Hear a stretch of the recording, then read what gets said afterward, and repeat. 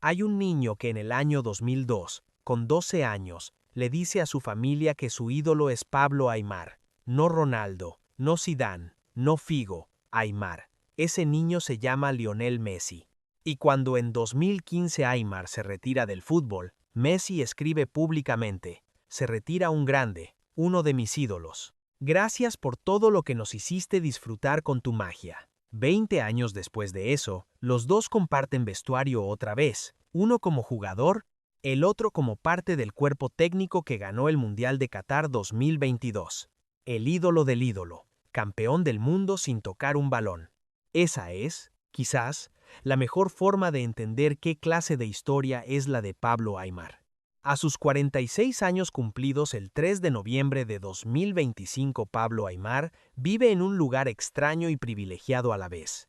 Es el hombre más cercano a Lionel Scaloni, en el banco de la selección argentina más exitosa de la historia reciente, el técnico de confianza que el propio Messi admira desde niño, y al mismo tiempo una figura que nunca buscó los focos ni el ruido. Alguien que ganó 2 ligas españolas, una Copa de la UEFA, una Supercopa de Europa, una Liga Portuguesa, 4 Copas de la Liga de Portugal, la Copa del Mundo Sub-20 y el propio Mundial de Qatar 2022 desde el banquillo, y que en el momento de mayor reconocimiento de su vida post-retiro, perdió a sus 2 padres en circunstancias dolorosas, justo antes de 2 citas mundialistas. Esta es su historia. Pablo César Aimar nació el 3 de noviembre de 1979 en Río Cuarto, una ciudad mediana en el sur de la provincia de Córdoba, Argentina. No es la capital, no es Buenos Aires, no es ninguna de las grandes metrópolis que suelen fabricar estrellas del fútbol. Es una ciudad de interior, con su propia identidad, su propio ritmo y su propio fútbol. Ahí nació también su padre, Ricardo Aimar, un exfutbolista amateur que fue una leyenda local en clubes como el Atlético Banda Norte y la selección de Río Cuarto, con quien ganó un campeonato regional en 1973. El fútbol era, en casa de los Aimar, algo más que una afición. Era un lenguaje compartido entre padres e hijos. Pablo y su hermano Andrés, también futbolista, crecieron tocando el balón antes de poder razonar por qué lo hacían. Desde muy niño, Pablo empezó a formarse en el Estudiantes de Río Cuarto, el club de su ciudad. Era pequeño de estatura, de constitución frágil, pero con una calidad técnica que desentonaba con su edad y su contextura. Cuando las pruebas con River Plate llegaron, el padre tomó la decisión de que aún era pronto y volvieron a Río Cuarto.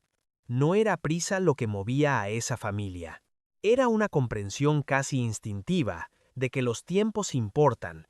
Poco después, Daniel Pasarella llamó personalmente a Ricardo Aimar para pedirle que su hijo volviera. Y así fue. En 1996, con 16 años, Pablo Aimar se incorporó de forma oficial a las divisiones inferiores de River Plate. Debutó en Primera División el 11 de agosto de ese mismo año, en un equipo plagado de figuras que meses antes había conquistado la Copa Libertadores. Era casi inverosímil que un adolescente de Río Cuarto encontrara hueco allí, y sin embargo lo encontró. Sus años en River fueron los de la revelación. Veloz, desequilibrante, con una capacidad de gambetear en espacios reducidos que encendía al Monumental, Aimar se ganó rápidamente el apodo de El Payasito, una forma cariñosa de reconocer su magia improvisada, su capacidad para inventar jugadas que nadie había ensayado. Anotó su primer gol en febrero de 1998 ante Rosario Central. Fue pieza fundamental del torneo Apertura de 1999, formando una sociedad memorable con Saviola, Juan Pablo Ángel y Ariel Ortega, el cuarteto que la afición bautizó como los Cuatro Fantásticos. En 1997, antes incluso de consolidarse en el primer equipo de River, Aimar fue parte de la selección argentina Sub-20 que conquistó el Mundial de la categoría en Malasia, junto a compañeros como Juan Román Riquelme y Esteban Cambiaso, bajo las órdenes de José Pekerman, un título que marcó a toda una generación. Y en ese contexto, el talento de Aimar ya empezaba a atraer miradas desde Europa. En enero de 2001, el Valencia CF pagó 24 millones de euros por su fichaje. Era una cifra enorme para la época y para un jugador de 21 años procedente del fútbol argentino. La apuesta fue de las que definen instituciones. El Valencia de entonces, con Rafa Benítez en el banquillo, construía uno de los equipos más competitivos de Europa y necesitaba un mediapunta con clase suficiente para liderar el juego entre líneas. Aimar llegó a Mestalla y en pocas semanas ya era el dueño del balón. Antes de seguir, tenemos una sorpresa para ti. Si eres un verdadero fan del fútbol y quieres entender cómo el factor humano influye en cada jugada o en cada futbolista, tenemos un libro exclusivo con unidades limitadas. Haz clic ahora y transforma la manera en que ves y sientes el deporte rey. Y ahora, continuemos con el video. Sus 6 temporadas en el Valencia son el capítulo más rutilante de su carrera como jugador. Disputó 238 partidos con la camiseta valencianista, anotó 38 goles y proporcionó 42 asistencias. Ganó 2 ligas españolas en 2002 y 2004, una Copa de la UEFA y una Supercopa de Europa. En el año 2003 hasta 04, el Valencia fue campeón de Liga y de la Copa de la UEFA, derrotando al Olympique de Marsella por 2-0 en la final disputada en Gotemburgo. Aimar no era simplemente parte del equipo, era el cerebro, el hombre que con un quiebre de cadera, un pase de 30 metros o una gambeta en el área cambiaba el partido. Fue precisamente en Valencia donde ocurrió el encuentro que el fútbol no ha olvidado. El 18 de diciembre de 2004, el Barcelona visitó Mestalla. Entre los jugadores del equipo catalán, había un chico de 17 años que todavía estaba dando sus primeros pasos en el fútbol profesional, Lionel Messi. Después del partido, los dos se cruzaron en el túnel de vestuarios. Intercambiaron las camisetas. Y Messi, que había crecido mirando a Aimar como el futbolista que quería imitar, se quedó con un recuerdo imborrable. Años después, en entrevistas, Messi confesaría abiertamente: toco rápido, recibo rápido, tengo el estilo de Aimar. Y Aimar, con la modestia que lo caracteriza, explicaría su propia teoría. Cuando él era adolescente, yo en River era muy rápido, gambeteador, miraba siempre para adelante. Supongo que me idolatró por lo vertical, por ese afán de agarrar la pelota y atacar, y porque nunca perdí esa alegría por jugar al fútbol. Las últimas temporadas en Valencia estuvieron marcadas por las lesiones, problemas físicos que comenzarían a ser el hilo conductor de la segunda mitad de su carrera. No encontró continuidad con Claudio Ranieri y en el verano de 2006, el club decidió venderlo al Real Zaragoza por 11 o 12 millones de euros. La afición valencianista lo despidió con la tristeza reservada a quienes se marchan siendo aún amados. Su etapa en el Real Zaragoza fue el primer capítulo de un declive no de talento, sino de salud. En su primera temporada aportó 4 goles y 6 asistencias. En la segunda, las lesiones lo redujeron a la mitad de los partidos y el equipo descendió a segunda división. Zaragoza lo traspasó al Benfica por unos 5 millones de euros en julio de 2008. El club lisboeta confiaba en recuperar su nivel. Lo consiguió, aunque con paciencia. Sus 5 temporadas en el Benfica fueron un ejercicio de resistencia y elegancia. 179 partidos oficiales, 17 goles y títulos, una liga portuguesa en 2010 y 4 copas de la liga consecutivas entre 2009 y 2012. En la temporada 2010 hasta 11 fue elegido el mejor jugador del Benfica, reconocimiento que ilustra que cuando su cuerpo le permitía jugar, seguía siendo determinante. En 2013, llegó a la final de la UEFA Europa League con el Benfica, que cayó ante el Chelsea con un gol en el tiempo de descuento. Aimar no terminó el partido en el campo, pero vivió aquella noche trágica desde el banquillo. Tras dejar el Benfica intentó una aventura en el Johor Darul Taksim de Malasia, que duró unos meses antes de que las lesiones volvieran a frenarlo. En diciembre de 2014 se incorporó a la pretemporada de River Plate. El regreso a casa. El 15 de julio de 2015 anunció su retirada. Messi, entonces en la cúspide de su carrera con el Barcelona, le dedicó aquellas palabras que circularon por todo el mundo. La última aparición oficial llegaría en enero de 2018, ya con 38 años, 50 minutos con la camiseta del Estudiantes de Río Cuarto en la Copa Argentina frente a Sportivo Belgrano. El círculo cerrado. Donde comenzó todo, ahí terminó. En 2017, la AFA le ofreció hacerse cargo de la selección argentina sub-17. Aimar dijo que sí.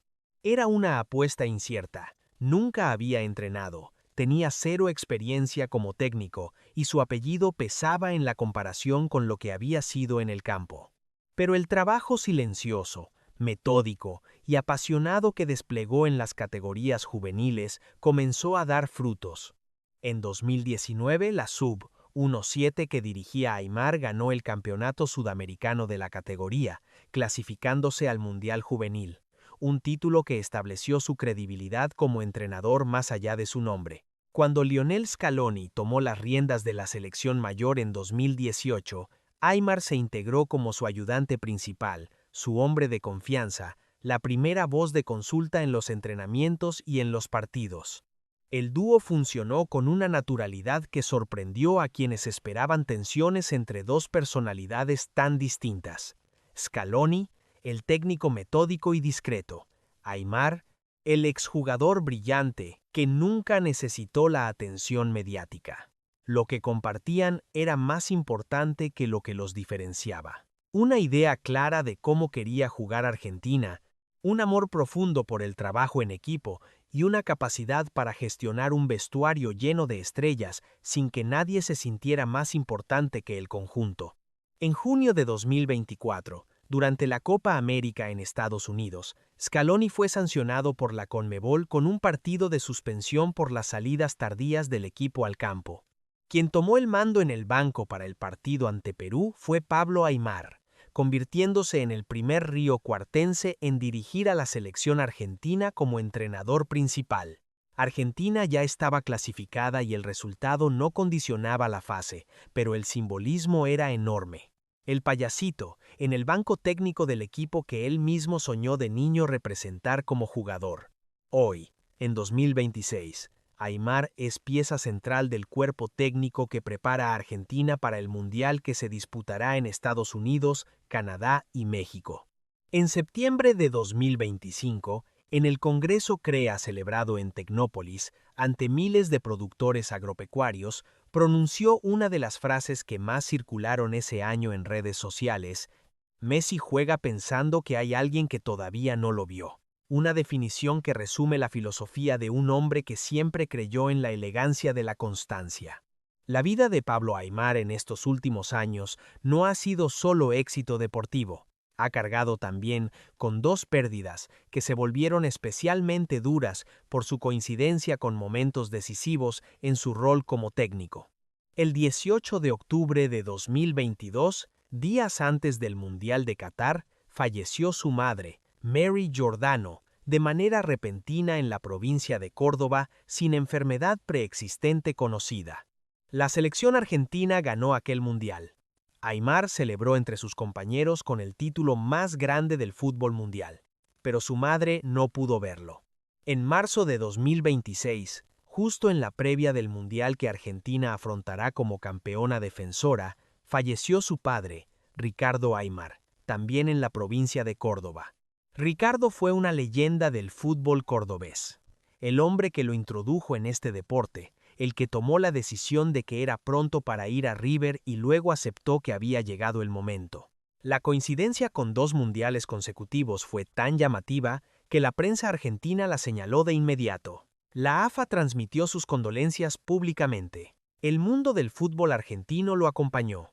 Pablo Aimar es uno de los personajes más singulares del fútbol argentino contemporáneo precisamente porque su perfil no encaja en ninguno de los moldes habituales.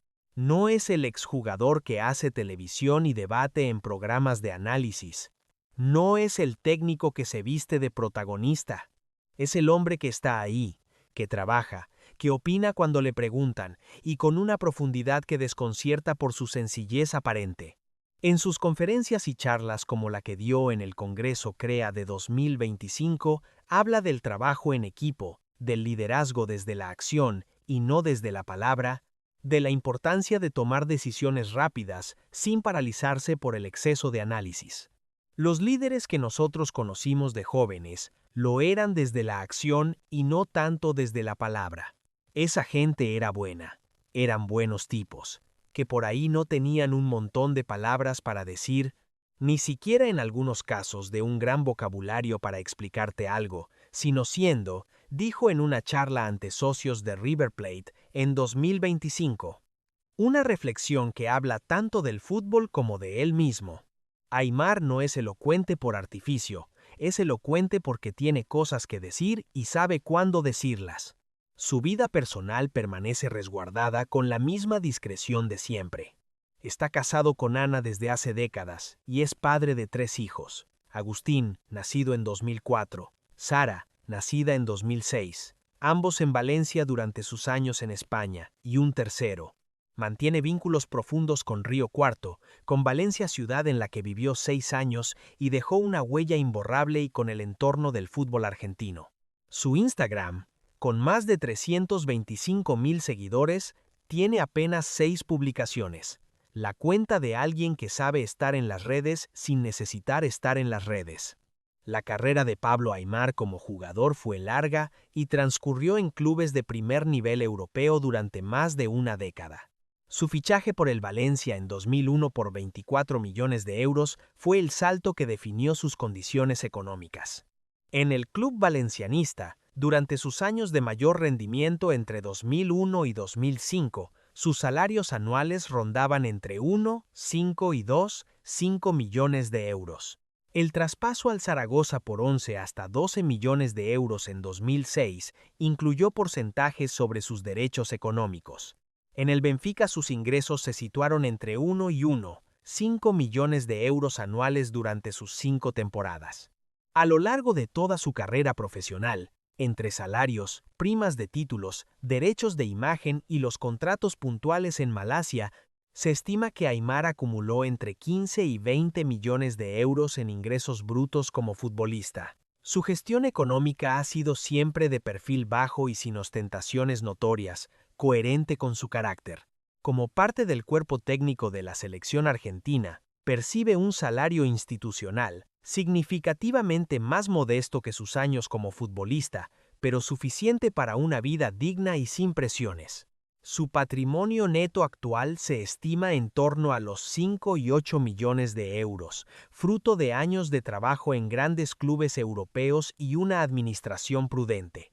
Hay algo que define a Pablo Aimar por encima de cualquier estadística o título: es el ídolo de Lionel Messi. Y eso, en el contexto del fútbol del siglo XXI, es una singularidad sin parangón.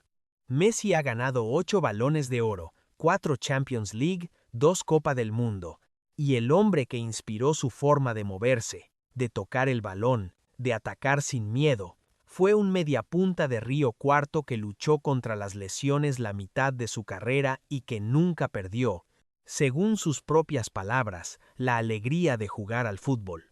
Hoy Pablo Aimar tiene 46 años y vive desde el banquillo la que puede ser la etapa más importante de su vida en el fútbol. La selección argentina llega al Mundial de 2026 como campeona del mundo, con Messi en duda por edad, pero con la posibilidad de despedirse del deporte en la cita más grande. Y al lado de Scaloni, tomando decisiones rápidas sin paralizarse, liderando desde la acción sin necesitar la palabra, está el payasito de Río Cuarto, el hombre que nunca buscó el ruido, el que ganó todo sin hacer demasiado escándalo de ello, el ídolo del ídolo. Si te ha gustado descubrir la historia real de Pablo Aimar, el futbolista que inspiró a Messi, que ganó el Mundial de Qatar desde el banquillo y que sigue construyendo silenciosamente una de las carreras más completas del fútbol argentino, suscríbete al canal y activa la campana para no perderte ningún episodio. Aquí traemos cada semana las historias más profundas de las leyendas del fútbol, las que van mucho más allá de los goles y los trofeos. Cuéntanos en los comentarios, ¿sabías que Messi confesó que Aimar era su ídolo? ¿Te sorprendió? Te leemos.